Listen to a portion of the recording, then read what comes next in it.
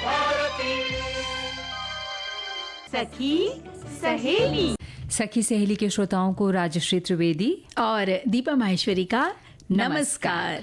कैसी हैं दीपा? जी हम दोनों ही जल्दी में हैं एक दूसरे से पूछने के लिए कि आप कैसी हैं, आप कैसी हैं। और आज कुछ ऐसा हुआ ना, स्टूडियो के बाहर मुलाकात ही नहीं हो पाई।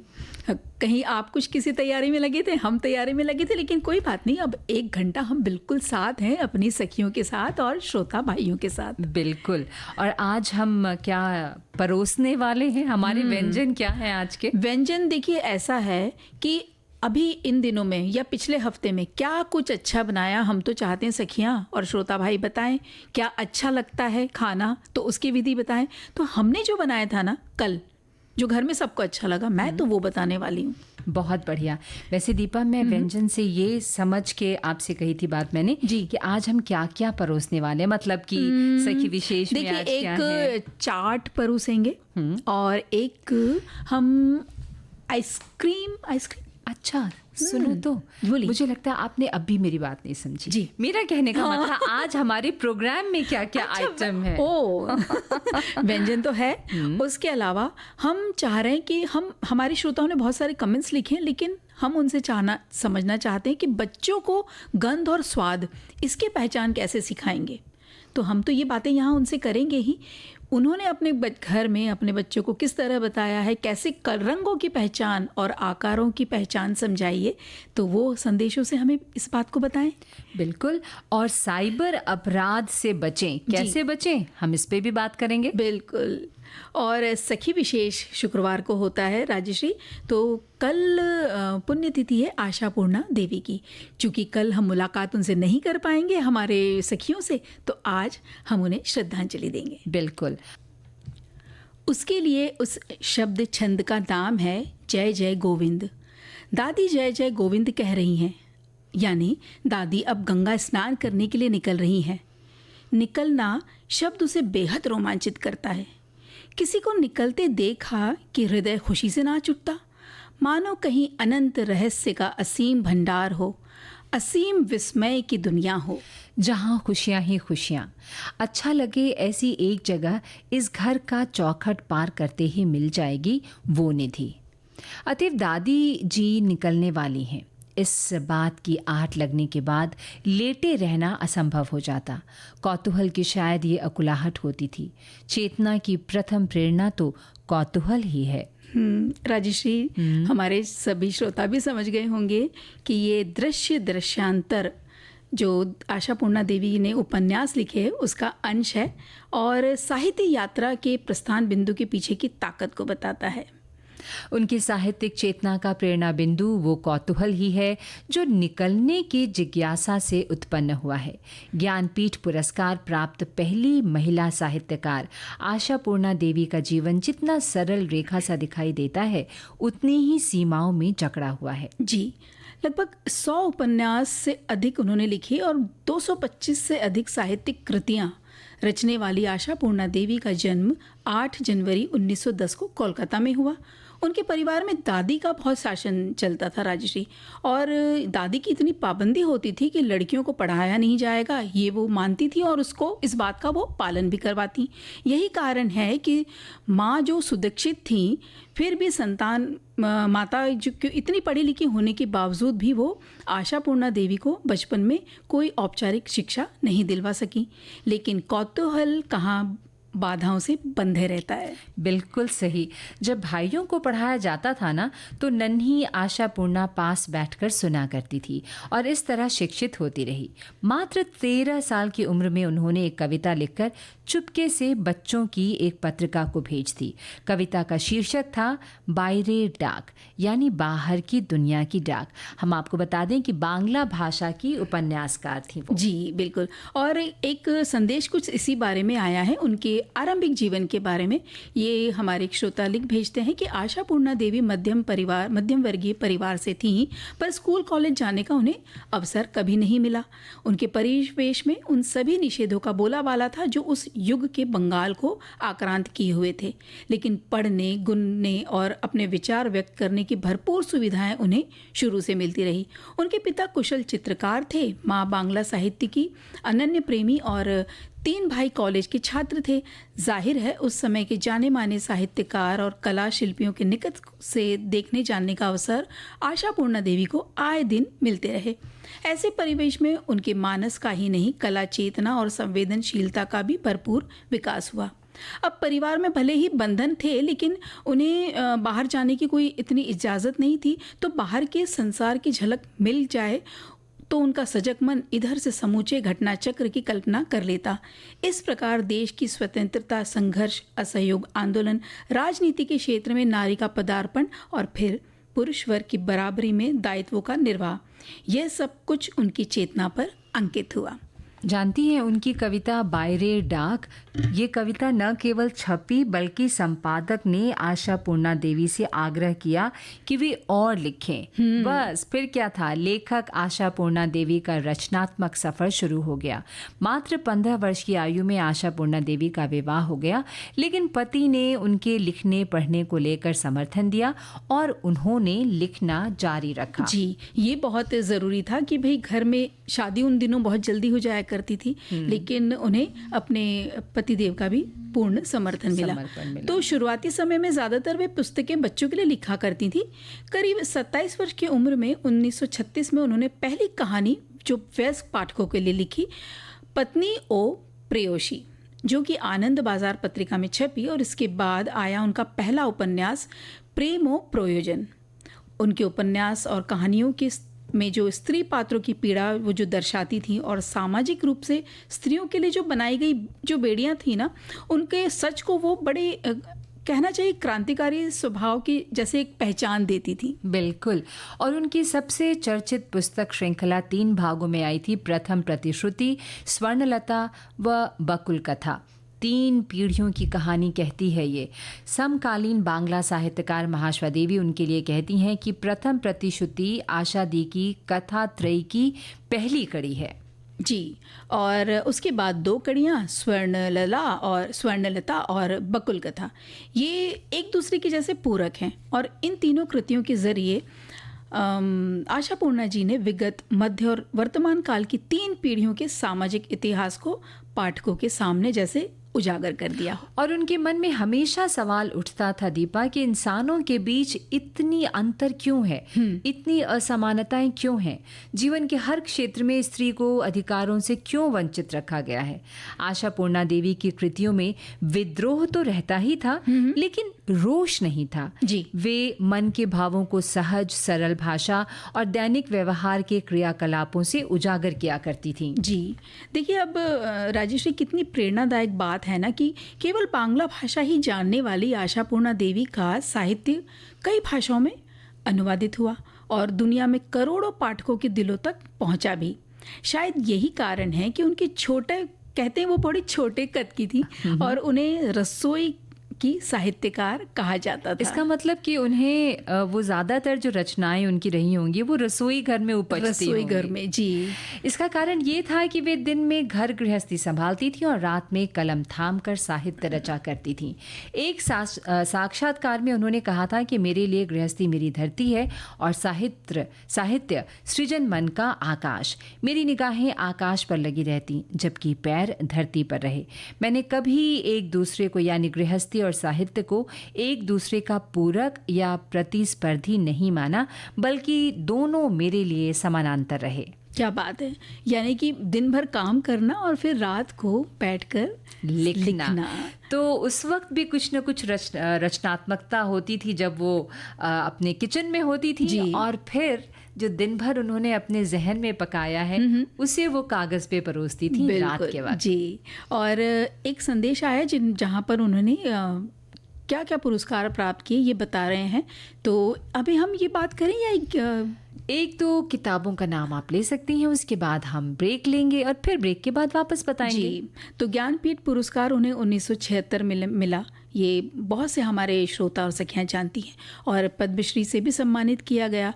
जबलपुर रविंद्र भारती, बर्दवान और जावतपुर विश्वविद्यालय द्वारा डीलिट की उपाधि भी उन्हें दी गई। तो हम बता रहे थे उनकी किताबों के बारे में ना। जी, तो भाई उनकी बहुत सारी पुस्तकें हैं, इसमें से कुछ का नाम हम आपके सामने ले रहे हैं। अधूरे सपने, अनोखा प्रेम, अपने अपने दर्पण में, कृष्ण चूड़ा का वृक्ष, खरीदा हुआ दुख, और 1976 में ज्ञानपीठ पुरस्कार प्राप्त करने वाली ये पहली महिला थी। और 13 जुलाई 1995 को आपने सदा के लिए इस संसार को विदा कहा।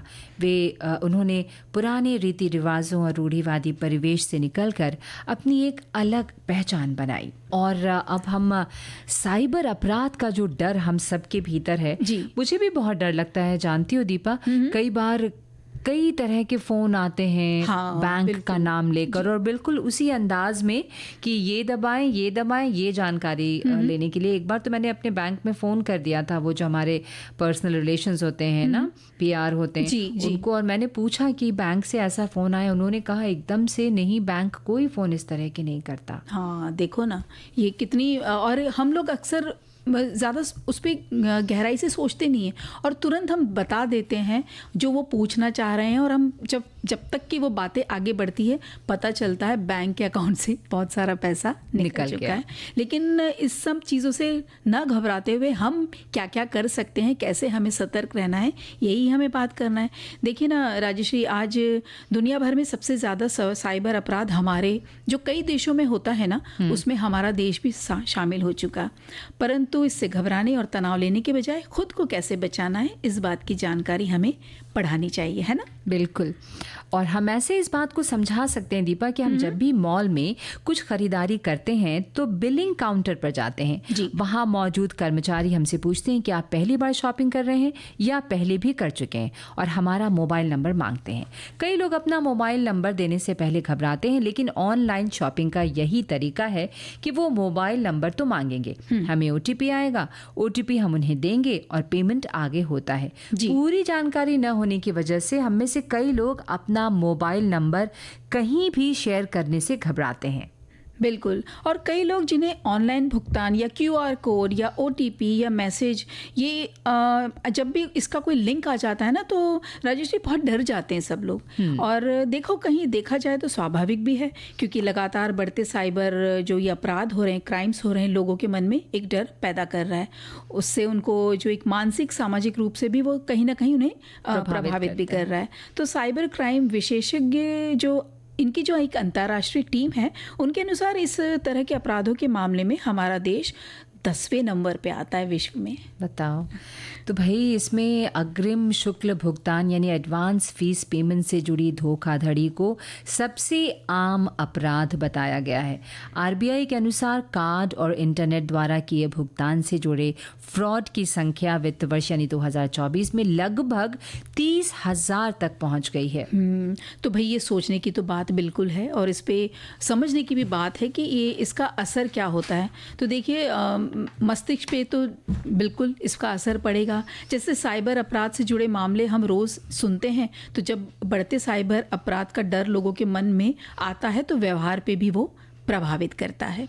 और अनजान नंबर से मैसेज या कॉल आने पर लोग घबरा जाते हैं, डर कर फ़ोन नहीं उठाते या ब्लॉक कर देते हैं। उन्हें ये सोचकर तनाव होने लगता है दीपा कि उनका नंबर स्कैमर्स को कैसे मिला, कहीं उनका फ़ोन हैक तो नहीं हो गया है। वो बार बार खाते की रकम चेक करते हैं। हाँ, ये बात तो होती है राजेश जी। हमको कभी ऐसा कोई फ़ोन आता है ना, किसी फ़ोन में ये आता है कि क्या ये नंबर स्कैम है या हो सकता है। कभी हमारे फ़ोन पे ऐसा आ जाता है ना, तो हम तुरंत डर के अपना अकाउंट चेक करने लगते हैं कि कुछ गड़बड़ तो नहीं हो गई। बिल्कुल। और असुरक्षा और कमज़ोरी की भावना भी बढ़ रही है। साइबर अपराध के डर से लोगों के आपसी व्यवहार प्रभावित हो रहे हैं। हर जाने अनजाने शख्स को शक की नज़रों से हम देखने लगते हैं। शक की नज़र, ये सब तो ठीक है, ये बातें मुझे ऐसा लग रहा है बहुत ज़्यादा हम अच्छी बहुत क्या कहना चाहिए कि गंभीर विषय पे बात करने। देखो, ये बहुत गंभीर विषय, किसी की सारी जिंदगी की कमाई अगर कोई उड़ा ले, अगर किसी की जमा पूंजी को इंसान ये कर ले तो फिर सोचो कितनी भयावह घटना हो सकती है ये, नहीं? हाँ, बिल्कुल। आपकी थोड़ी सी नासमझी की वजह से हम ये भी नहीं कह सकते कि भाई उसकी जानकारी नहीं थी, लेकिन कई बार हम समझ नहीं पाते। दीपा, मन का नगर तो प्रेम में लुटता है ना? और वो लुट जाए तो दिल बाग बाग हो जाता है। लेकिन यहाँ तो राजश्री बात हो रही है अकाउंट की या अपनी पर्सनल डिटेल्स की। बिल्कुल। तो एक मैसेज आया है, ये बताना चाहती हूँ अपने सखियों श्रोताओं को कि कभी भी अनजान नंबर से फ़ोन आए, फ़ोन को रिसीव नहीं करना चाहिए। कभी कभी कुरियर वाले भी पता पूछने के लिए फ़ोन करते हैं जो सेव नहीं होते। अगर ऐसे फ़ोन रिसीव करने पड़ भी जाएं तो आप पहले हेलो नहीं बोलें, उधर से पहले बोलने दें। और अगर अनजान वीडियो कॉल हो और फ़ोन रिसीव करने की ज़रूरत हो तो फ़ोन ऐसे ऊपर की तरफ रखें कि आपका चेहरा उनके सामने ना आ पाए। अच्छा, देखो हमारे श्रोताओं ने बहुत अच्छी अच्छी जानकारियां में भेजी। एक श्रोता लिखते हैं कि भाई साइबर अपराध में कई तरह की आपराधिक गतिविधियां शामिल हैं जो डिजिटल डिवाइस और या नेटवर्क का उपयोग करके की जाती हैं। इन अपराधों में धोखाधड़ी, पहचान की चोरी, डेटा उल्लंघन, कंप्यूटर वायरस, घोटाले और अन्य दुर्भावनापूर्ण कृत्यों को अंजाम देने के लिए प्रौद्योगिकी का उपयोग शामिल है। साइबर अपराधी अनधिकृत पहुंच प्राप्त करने, संवेदनशील जानकारी चुराने, सेवाओं को बाधित करने और व्यक्तियों, संगठनों और सरकारों को वित्तीय या प्रतिष्ठा को नुकसान पहुंचाने के लिए कंप्यूटर सिस्टम और नेटवर्क में कमजोरियों का फायदा उठाते हैं। देखो, एक बहुत इंपॉर्टेंट लाइन इन्होंने लिखी है कि प्रतिष्ठा को नुकसान। हाँ, ऐसे भी हम अखबारों में और टीवी चैनल्स पे इन दिनों खबरें सुनते रहे हैं जहां पर कि चेहरे को मॉफ कर दिया जाता है या इस तरह की बहुत सारी घटनाएं हम आम तौर पे देखते सुनते हैं। तो बहुत ज़्यादा सतर्क होने की ज़रूरत है। और छल के डर से कुछ लोग तो राजश्री यूपीआई और इंटरनेट बैंकिंग का इस्तेमाल भी बहुत कम करने लगे हैं। लेकिन हर वक्त ऐसा संभव नहीं है हमें, क्योंकि डिजिटल ज़माना है और आगे इसकी मदद से ही हमें बढ़ना है। तो सतर्क भी रहना है और ध्यान भी रखना है। बिल्कुल। और किसी को ओटीपी नहीं बताएं जी। और अब कैसे बचा जाए इस पे भी तो हमें बात करना बहुत ज़रूरी है ना राजश्री। तो हमें लगता है 2 बैंक खाते रख लेना चाहिए। एक खाते में कम राशि रखें जिसका इस्तेमाल ऑनलाइन पेमेंट के लिए कर सकते हैं, और इस खाते से यूपीआई इस्तेमाल करना है तो दूसरे नंबर से लिंक करें, और सिम को भी एक हो सके तो दूसरे मोबाइल में ही इस्तेमाल करें। और वहीं दूसरे खाते को ऑनलाइन भुगतान के लिए इस्तेमाल ना करें। हाँ, बिल्कुल। और पासवर्ड और पिन मजबूत रखें। साइबर हमले का सबसे बड़ा जो कारण है ना, कमज़ोर पासवर्ड का होना या पिन कोई अगर आपने स्ट्रॉन्ग नहीं डाला है तो अधिकतर लोग ऐसे पासवर्ड या पिन बनाते हैं जो उन्हें याद रहें, लेकिन इनको हैकर्स को उसे तोड़ना और उसको आसानी से समझना बहुत उनके लिए आसान है, क्योंकि वो तो हैकर है ना भाई। बिल्कुल। ऑनलाइन फ्रॉड होने पर तुरंत यूपीआई आईडी या बैंक खाता जिस नंबर से लिंक है उस नंबर से फौरन 1930 पर कॉल करें। इस पर आपके साथ हुए फ्रॉड से संबंधित सारी जानकारी मांगी जाएगी। जी। कोई भी ऐप या फाइल्स अगर ऐसा लगता है कि अविश्वसनीय स्रोतों से डाउनलोड हुआ है तो ऐसा करने से बचें। ऐसे कोई भी लैंडिंग ऐप डाउनलोड ना करें जहां पे .apk इंस्टॉलेशन फाइल मैसेंजर पर साझा की गई है। तो ये याद रखना है, APK इंस्टॉलेशन फाइल मैसेंजर, बिल्कुल वो नहीं साझा हो। अगर ऐसा कुछ है तो आप समझ लीजिए कि कहीं कुछ गड़बड़ है।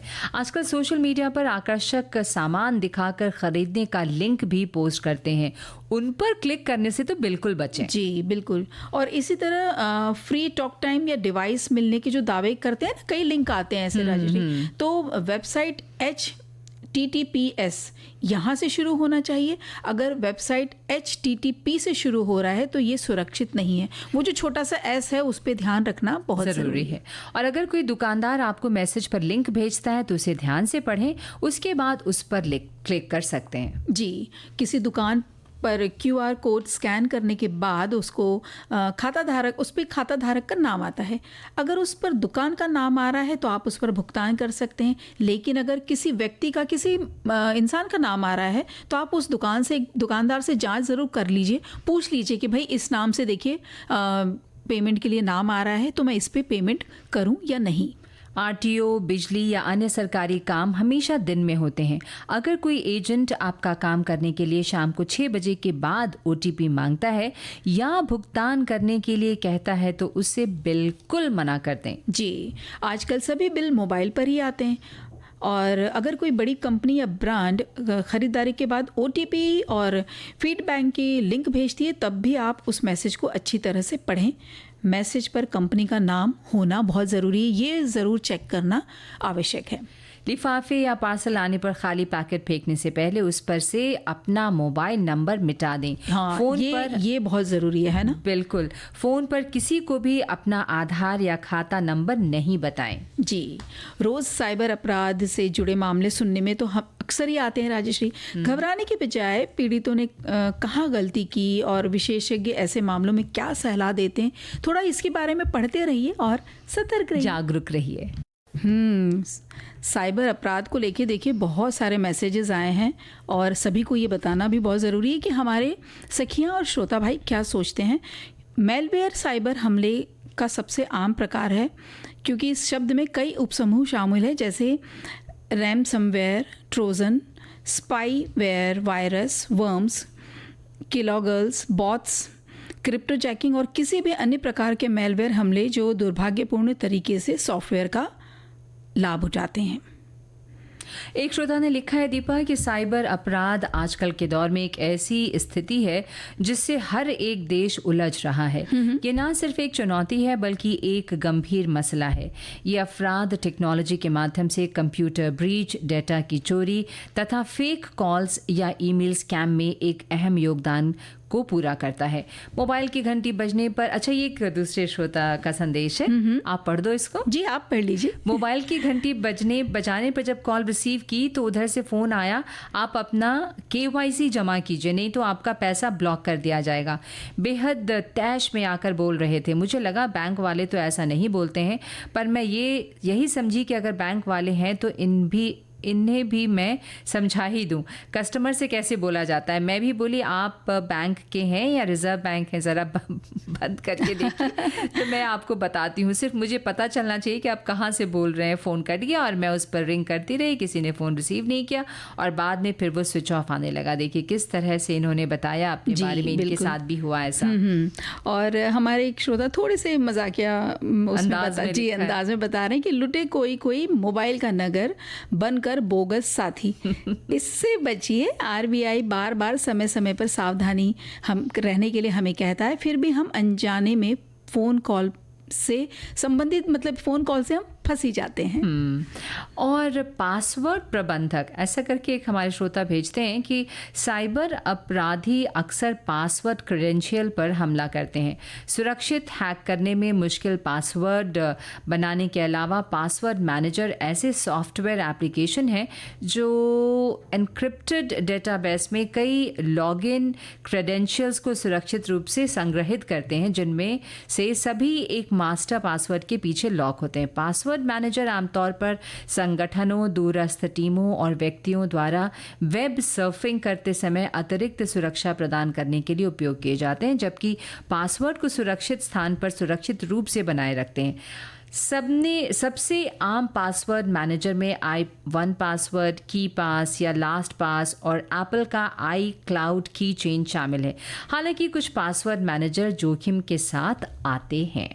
भाई देखिए, ये जो संदेश है बहुत ही टेक्निकल भाषा है, लेकिन हाँ, जो इन्होंने कहा कि भाई पासवर्ड कैसा बन रहा है, जो हमें समझ में आया राजश्री कि पासवर्ड को कैसा बनाया जाए, ये जानना और समझना बहुत ज़रूरी है। और अगर आप कोई ईमेल अकाउंट खोल रहे हैं या आप बैंक के किसी अकाउंट के लिए, तो अगर आपको नहीं समझ में आ रहा है तो जो टेक्निकली वहाँ पे समझदार व्यक्ति, आप उनसे पूछ लीजिए। या घर में अपने जो युवा वर्ग जो हमारे होते हैं, वो तो बच्चे हैं, वो इन सब मामलों में बहुत होशियार होते हैं, तो उनसे पूछकर फिर अपना जोड़कर एक स्ट्रॉन्ग पासवर्ड ज़रूर बनाएं। और दूसरी चीज़ के पासवर्ड को भी कहते हैं टाइम टू टाइम बदलते रहना चाहिए। हाँ, ये भी हमने सुना है और वाकई में करना पड़ता है। जैसे कई कंपनीज में तो जहाँ पर आजकल होता है ना, लैपटॉप बच्चों को दिया जाता है, कंपनी का है लैपटॉप, तो उनसे भी कहा जाता है कि आप एक 2 महीने में आपकी कंपनी का जो ईमेल ID खोलते हैं तो उसका पासवर्ड बदलते रहिए। सुरक्षा के हित में है वो। बिल्कुल, और उसको अपने फ़ोन में या ऐसी जगहों पे नहीं रखें, क्योंकि अगर फ़ोन गायब हो गया या चोरी हो गई हाँ तो बिल्कुल, तो वो तो और ज़्यादा जोखिम वाला काम हो जोखिम जाएगा। वाला काम है। भाई बात जोखिम की हो गई है, लेकिन बच्चों को ये जोखिम हमें बिल्कुल नहीं देना है कि उन्हें कुछ समझ ही ना आए, या वो थोड़े बड़े हो जाते हैं तो देखिए एक बात कहने की होती है ना राजेश्री, ये कौन सा कलर है, ये क्या है, ये कौन सा शेप है, तो कहीं ना कहीं बच्चे थोड़े से असमंजस में पड़ जाते हैं कि ये क्या पूछा जा रहा है, क्या बताया जा रहा है। तो छोटे से उम्र से ही खेल खेल में हम बच्चों को ये बता सकते हैं कि फल कौन से हैं, ये सब्जियां कौन सी हैं, इनके कलर क्या हैं, इनके रंग क्या हैं, इनके आकार क्या हैं। बिल्कुल, और इनकी स्पष्टता स्वास्थ्य के लिए भी ज़रूरी है। छुटपन से ही इस कौशल में बच्चों को होशियार बनाने की कोशिश हम सबको करनी चाहिए।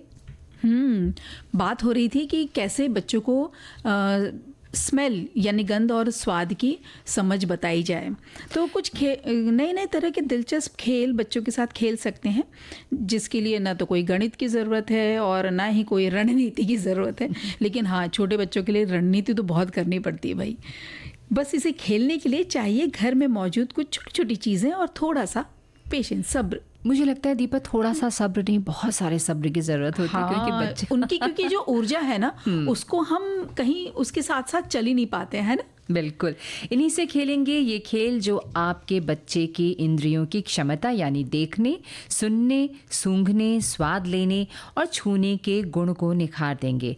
इसलिए तो कहते हैं कि सेंसरी प्ले यानी संवेदी खेल। हाँ, और इन खेलों को खेलना कैसे है, क्योंकि बच्चे इन्हें खेलेंगे तभी तो मिलेंगे ढेर सारे लाभ, जैसे उनकी याददाश्त तेज़ रहेगी, बहुत बढ़िया भी रहेगी, जल्दी से उलझने सुलझाने में का जो गुण है वो आएगा उनमें, और ध्यान लगाने के साथ ही उनका बौद्धिक विकास भी बहुत अच्छा होगा। सबसे पहले तो है ये पहचाना कि कौन सा है रंग, क्या है आकार, है ना। हाँ। इस खेल में बच्चा समझेगा कि आखिर कैसा दिखता है आम, संतरा या नींबू। इसके लिए कुछ फल और सब्जियां ले आएं। ये रंग बिरंगी होंगी तो बच्चे को ज़्यादा मज़ा आएगा। अब बच्चे को बताएं कि संतरा केसरिया और नींबू पीले रंग का है। जो बड़ा है वो संतरा है और जो छोटे वाला है वो नींबू है। इसके बाद शिमला मिर्च और शलजम दिखाएं। पालक के पत्ते भी दे दें। अब इनके रंग और आकार बताएं, जिससे बच्चे जान पाएं पीले, हरे और नारंगी जैसे रंगों में बदलाव या कि फर्क क्या है। साथ ही पता चल जाएगा कि क्या है गोल, चौड़े और छोटे बड़े आकार। क्या बात है, ये तो बहुत बढ़िया तरीका आपने बताया। अब सूंघने में भी अगर ऐसा कुछ खेल खेलें तो, जैसे करेले की गंध कड़वी होती है और वहीं देखो तो आम में भरी होती सुगंध की मिठास, है ना। इसी सुगंध के अनोखे से गुण से पहचान कराने के लिए खेल खेल सकते हैं सुगंध वाला। इसके लिए कुछ फल और सब्जियां फिर से ले लें, जैसे मूली, आम, संतरा, नींबू, पुदीना वगैरह। इन्हें बच्चों को एक एक करके सूंघने के लिए दिए। जब वे इन्हें सूंघे तो उनके साथ बहुत इत्मीनान से पेश आना है। ऐसा नहीं कि अरे करेले का बताया था ना, अब कैसे भूल गए वापस वो वाली गंध और सुगंध। बहुत उन्हें अच्छे से समझाना है। फिर इस खेल में रंग बिरंगी टॉफ़ियाँ, कैंडीज़ भी आप शामिल कर सकते हैं। देखो टॉफ़ी फिर अगर वो खाने के लिए बोले ना तो ना नहीं करना, क्योंकि इतना समझा रहे हैं और खेल खिला रहे हैं तो एक टॉफ़ी तो बनती है। बिल्कुल बनती है। और अब आपको ये भी बताना होगा उनको कि ये खुरदुरा है या ये है कोमल। कैसे बताएंगे? खेल में बच्चे रूबरू होंगे बनावटों से। इसके लिए बहुत तामझाम नहीं करने हैं। घर में और घर के आसपास मौजूद अलग अलग वस्तुओं जैसे रुई, लकड़ी, पेड़, घास, अनाज, बर्तन, फर्श और खाने के सामानों को शामिल कर लेना है। फिर सिलसिला शुरू करना है इन्हें छूकर पता करने का कि किसकी बनावट कैसी है और छूने में कैसा अनुभव हो रहा है। जहां बच्चों को पौधों के फूल कोमल और लुभावने लगेंगे ना, वहीं पेड़ का खुरदुरा तना बहुत अजीब लगेगा। इसलिए उनके हर अजीबो गरीब सवाल के जवाब देने के लिए भी तैयार रहें। हाँ, ये बात तो बिल्कुल आपने सही कही। अब कहीं पे झंझन तो कहीं खटर पटर, ये मतलब ये आवाज़ों को भी जैसे उनको समझाना है। हम सबको पता ही है ना, जहाँ चार बर्तन होते हैं वहाँ खटर पटर होती है। पायल की झनकार कहलाती है, वो दिल को भाती है। खिलौने वाले बंदर का डम डम करके डमरू बजाना चेहरे पे मुस्कान ला देता है। साइकिल की घंटी अलग से एक समा बांध देती है और बच्चों को बहुत मज़ा आता है। वहीं गाड़ी का हॉर्न कभी कभी मूड ख़राब कर देता है। पर जब हर आवाज़ दो चीज़ों के टकराने से होती है तो भाव हर बार अलग अलग कैसे, ये जानना सच में बहुत रोमांचक लगेगा। इसके लिए घर का कुछ सामान लें और उन्हें बारी बारी से बजाएं और बच्चे को हर आवाज़ समझने दें। बिल्कुल, देखो, और खट्टा लगा या मीठा था स्वाद, ये भी तो बच्चों को बताना है। तो भाई बचपन की रंग बिरंगी खट्टी मीठी गोलियां याद है ना आप सबको भी? कितना अचरज से भर जाते थे हम उनके स्वाद जानकर कि एक ही डिब्बे से निकलने वाली ये गोलियां अलग अलग रंग और स्वाद की कैसे हो सकती हैं। उस समय मन में आए इन्हीं सवालों के जवाब अपने बच्चे को खट्टी मीठी गोलियों की भांति ही देने हैं। इसके अलावा जब उन्हें कुछ खाने को दें तो भी उसका स्वाद पूछें कि उन्हें ये कैसा लगा। बात देखिए, बच्चों को समझाने के लिए कभी कभी इस तरह से गीत भी गाने पड़ते हैं, है ना? बिल्कुल बिल्कुल। ये एक बड़ा प्यारा सा मैसेज आया है कि जब भी घर में नमकीन सेवइयाँ या कोई नूडल्स जो बनते हैं ना, वो अगर बनते हैं और उसमें जो वो उसके मसाले डाले जाते हैं तो मेरा 5 वर्षीय पोता खुश होकर बोलेगा, वाह मम्मा, मेरी फेवरेट डिश बना रही हो। अगर चाय की भी खुशबू आ रही है तो आकर बोलेगा, दादी चाय बना रही हो, मुझे भी चाय बिस्किट खाना है ना। हैरत की बात होती है, पर ये तो डिजिटल दुनिया के बच्चे हैं। देखिए, खुशबू भी समझ जाते हैं, ये उनका कहने का ये अर्थ है। और एक श्रोता ने लिखकर भेजा है कि भाई सुगंध और गंध ये दोनों हमारी इंद्रियों से जुड़े हैं। पकवानों की सुगंध है, हमारे जिह्वा को जागृत कर देती है। उसकी सुगंध से ही पता चल जाता है कि खाना बहुत स्वादिष्ट है। कोरोना काल में जब सूंघने की शक्ति थोड़ी खत्म सी हो गई थी तो सचमुच खाना भी नहीं खाया जाता था। जब सुगंध लौटी तो खाने का स्वाद भी मिलने लगा। और एक और संदेश मुझे लगता है कि हम शामिल कर लेते हैं, उसके बाद जल्दी से बता देंगे। व्यंजन भी बताना है जी, तो जल्दी से इसे शामिल कर लेते हैं कि जब हमें सर्दी जुकाम हो जाता है तब हमें स्वाद नहीं आता है। कई बार ये भी पाया गया है कि गंध ना आए तो हम ये स्वाद का मज़ा नहीं ले पाते, इसलिए स्वाद और गंध की इंद्रियां दोनों एक ही साथ काम करती हैं। अब तो एक जल्दी से व्यंजन बता दो। हाँ, तो देखिए, बढ़िया सा कैरेमल चॉकलेट आइसक्रीम बताते हैं। इसकी जो सामग्री लेना है, 300 ग्राम एकदम ठंडे केले लेना है। उसमें मतलब आप समझिए 3 से 4 केले आएंगे। फिर 30 ग्राम खजूर, जो कि पहले से ही गर्म पानी में डाल के भिगो के उसके बीज निकाल कर आपको रख लेना है। 25 ग्राम कोको पाउडर लेना है। 40 ग्राम पिसे हुए बादाम या अखरोट का आप चूरा ले लीजिए। और बारीक कटे हुए मिक्स नट्स, जो भी आपके घर में चलते हों, पसंद करते हों। अब क्या कीजिए, मिक्सर के जार में केला, खजूर, कोको पाउडर, पिसा हुआ बादाम या अखरोट जो भी आपने लिया है अच्छी तरह चला लें। इसको एक क्रीमी सा टेक्सचर मिल जाएगा। इस मिक्सचर को एक बड़े कटोरे में निकाल लें। इसमें मिले जुले सूखे मेवे जो भी आपके घर में पसंद किए जाते हैं वो डालिए। अब इस मिक्सचर को अच्छी तरह चलाकर रात भर के लिए फ्रिज में रख दें, किसी एक ऐसे कंटेनर में जिसमें कि आइसक्रीम बहुत अच्छे से जम जाती है। अब सर्व करने के लिए कांच के बोल में थोड़ा सा ये मिश्रण डालना है, ऊपर से पिघली हुई चॉकलेट या फिर चॉकलेट सिरप, आखिर में सजाने के लिए मनपसंद सूखे मेवे।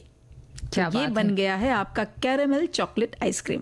बहुत सुंदर। और आज मुझे लगता है कि हमने व्यंजन बताया है, जो महिलाएं होंगी घर की, जिन्हें मीठा पसंद है, जिनके बच्चों को मीठा बहुत पसंद है, वो ज़रूर इस रेसिपी को ट्राई करेंगे। बिल्कुल। और हमें भी बताएंगे अगले हफ्ते जब हम मिलेंगे कि उन्होंने इस शनिवार रविवार को क्या अच्छा बनाया है ना।